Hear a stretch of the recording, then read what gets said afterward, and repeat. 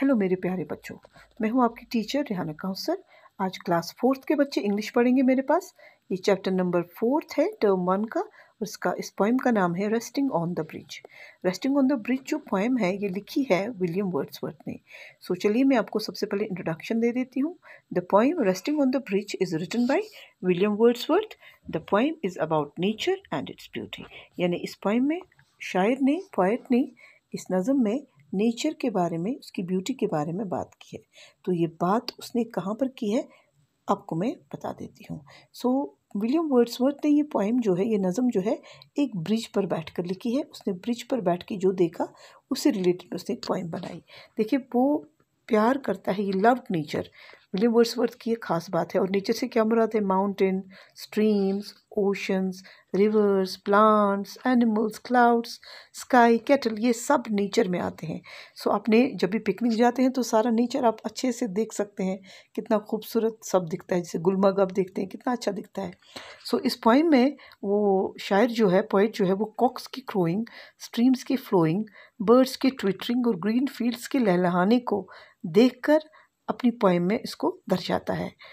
सो इसने ये भी इसमें बात की है पोएट ने कि जब कैटल ग्रेज करते हैं, जब गाय वगैरह घास खाते हैं, वो घास खाने के टाइम ऊपर की तरफ देखते ही नहीं है। एक साथ सारा झुंड मिल के घास खाता है और बिल्कुल वो अपनी मस्ती में होते हैं घास खाते हुए। यानी इसमें भी शायर ने नेचर की ब्यूटी को देखा है। तो शायर ने बिल्कुल कीनली, माइन्यूटली इन सब चीज़ों को देखकर ही आपकी पोएम में ये सारी चीज़ें डाली है, नज़म में ये सारी चीज़ें डाली है।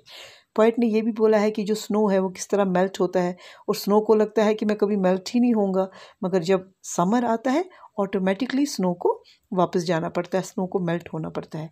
तो यहाँ पर शायर ने एक बच्चे का जिक्र किया है कि वो कितना खुश है अपने खेतों में जाने के टाइम। बड़े बूढ़े सब मिल के काम कर रहे हैं खेत में। और यहाँ पर स्काई के बारे में, आसमान के बारे में भी शायर ने लिखा है कि cloud selling in the blue sky, कितने प्यारे लगते हैं कि जो बादल हैं जो तैर रहे होते हैं आसमान में, वो कितने सुंदर लगते हैं आसमान में। सो शायर ने नेचर को बड़ी कीनली ऑब्जर्व किया है और इसी को उसने अपनी नज़म में पिरोया है, नज़म में इसके बारे में लिखा है। चलिए पहले मैं आपको इस नज़म की समरी बता देती हूँ। Resting on the bridge.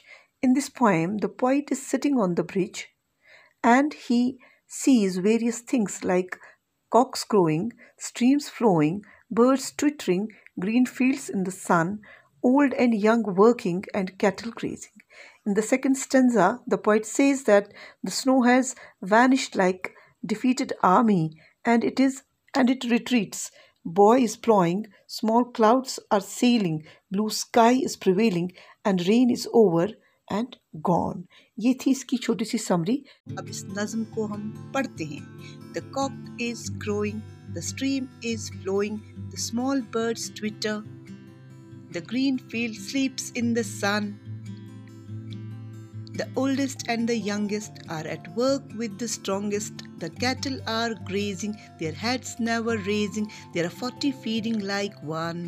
Like an army defeated, the snow hath retreated, and now doth fare ill on the top of the bare hill. The ploughboy is whooping, anon, anon. There is joy in the mountain, there is life in the fountains.